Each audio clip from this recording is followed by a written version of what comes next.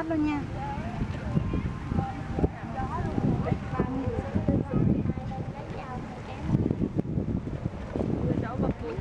Chúc Khang sinh nhật vui vẻ.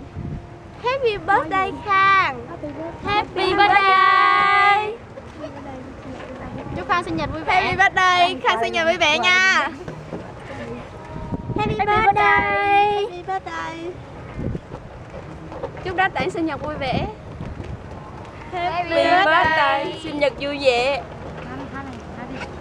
Happy birthday to you. Happy birthday